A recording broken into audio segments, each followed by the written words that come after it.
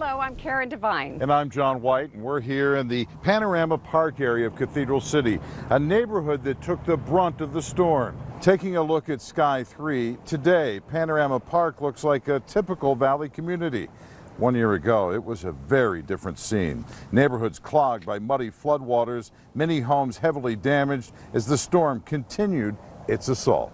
Residents here are coping after months of cleanup. I went back into the neighborhood and found that residents are still frustrated with the city and asking questions.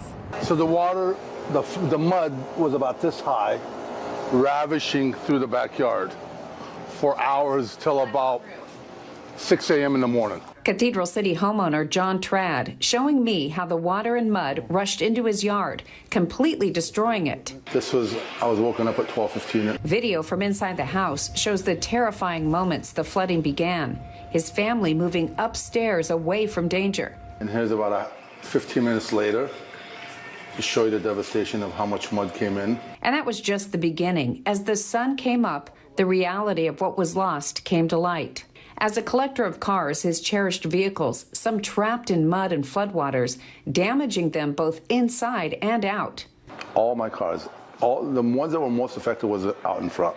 Yeah, right. And you had 7 vehicles? 3 outside, yeah. Mm-hmm. And your motorcycle? And my motorcycle. Had to completely take it apart and redo it. Total loss, nearly $400,000. And a year later, Trad is still looking for answers from the city. I'd like to know how they can prevent this from happening again. And why didn't they respond in an adequate fashion? Why did they wait 2 days to respond to us?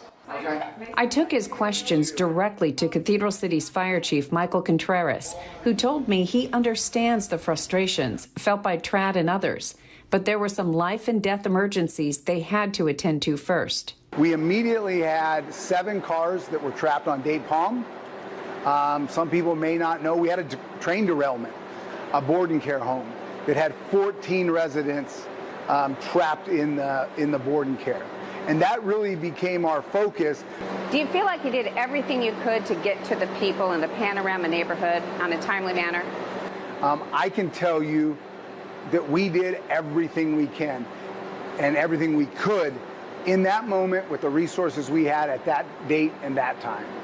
And as for mitigation plans for the future, Chief Contreras says, we're in that next phase of preparing our people.